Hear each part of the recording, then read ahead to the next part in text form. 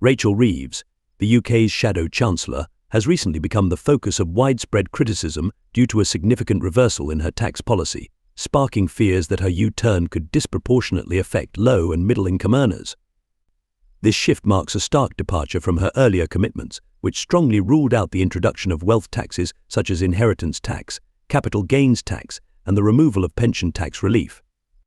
Reeves' change, of course, has stirred up a political storm, leaving many questioning both the motivations behind the move and its potential consequences for the UK economy, particularly for lower-income households.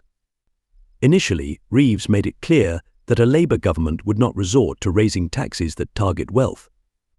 This assurance was significant, as it signalled Labour's intent to protect middle-class homeowners, small business owners, and retirees. Reeves had twice rejected the notion of raising capital gains tax and inheritance tax in interviews earlier this year. These promises were designed to provide financial certainty, especially at a time when many households are grappling with the cost of living crisis and stagnant wages. Her strong stance against wealth taxes also served as a signal that Labour was committed to protecting individual savings and investment, in contrast to more progressive wings of the party that have pushed for wealth redistribution measures. However, faced with the realities of a projected £2 billion hole in the nation's finances, Reeves has reversed her position, hinting that wealth taxes could indeed be on the table in the upcoming October budget. This U-turn appears to be driven by the need to balance public finances while fulfilling Labour's spending promises on health, education and infrastructure. The suggestion is that without these tax increases, Labour would be unable to meet its fiscal goals, including public sector wage increases and investments in green energy. Yet, this policy shift has been met with harsh criticism not only from opposition parties, but also from business leaders and financial analysts who fear the negative economic impact these taxes could have.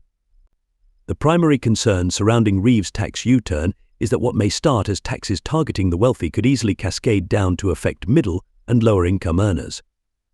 For instance, capital gains tax increases might initially target investors with significant holdings, but over time, these changes could extend to small landlords, retirees, or even everyday savers who rely on their pensions and ISAs. Similarly, the increase or extension of inheritance taxes, although intended to affect the wealthiest estates, could end up burdening middle-income families who own homes or have modest savings. A report from Express raised alarms that these wealth tax proposals could put ordinary people at risk, especially those who have accumulated moderate savings over their lifetimes. Additionally, Reeves' openness to raising employer national insurance contributions has added another layer of complexity to the discussion. This policy marks a sharp contrast from her previous criticisms, where she referred to such a move as a tax on jobs. By potentially raising national insurance contributions for employers, Labour risks increasing the cost of hiring, which could reduce business investment and job creation, especially in small and medium-sized enterprises SMEs. Paul Johnson of the Institute for Fiscal Studies, IFS, has already criticised this as a straightforward breach of Labour's earlier manifesto promises, which explicitly ruled out any national insurance increases.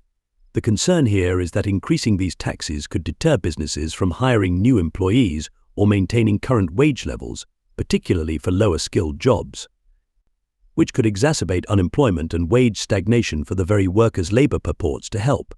Moreover, the negative repercussions of Reeves' tax policies may be more far-reaching than anticipated. According to financial analysts, the ripple effects of raising capital gains tax, inheritance tax, and national insurance could extend beyond the wealthy and begin to strain lower-income households indirectly. When businesses face higher taxes, they tend to pass these costs on to consumers and workers through higher prices and lower wages. This creates a situation where, while the initial tax burden is on wealthier individuals or corporations, the real financial strain is felt by everyday consumers and employees. In a period marked by inflation and economic uncertainty, many critics argue that this is the last thing the UK economy needs.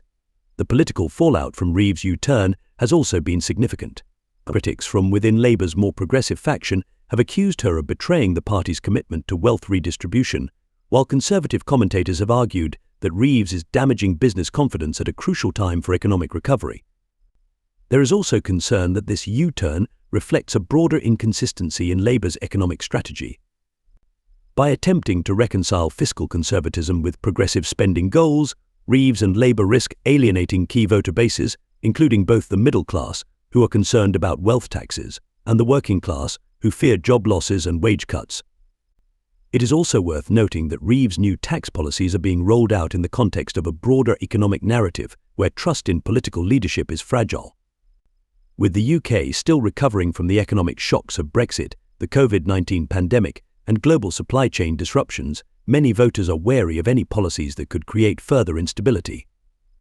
The timing of this policy reversal, coming just before a budget that will be closely watched by financial markets, further amplifies concerns about Labour's economic competence.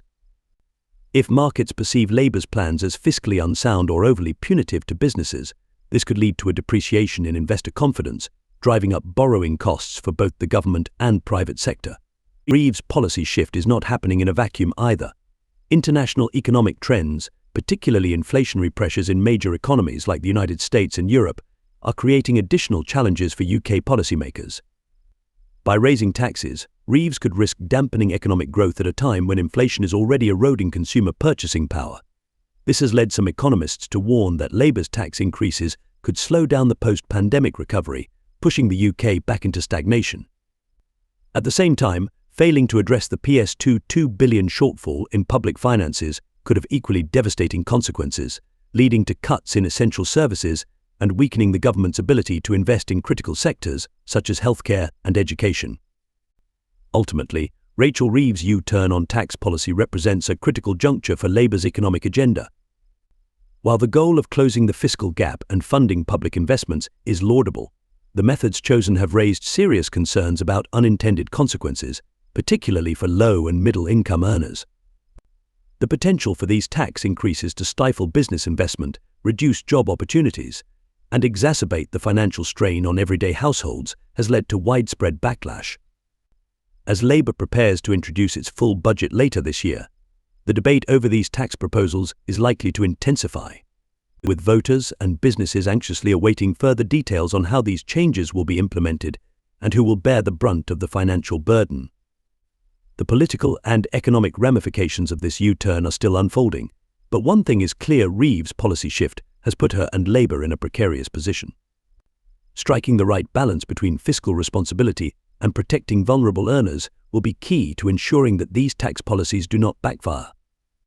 As the debate continues, it will be crucial for Labour to clarify how they plan to mitigate the potential negative impacts on low-income households while still meeting the country's fiscal needs.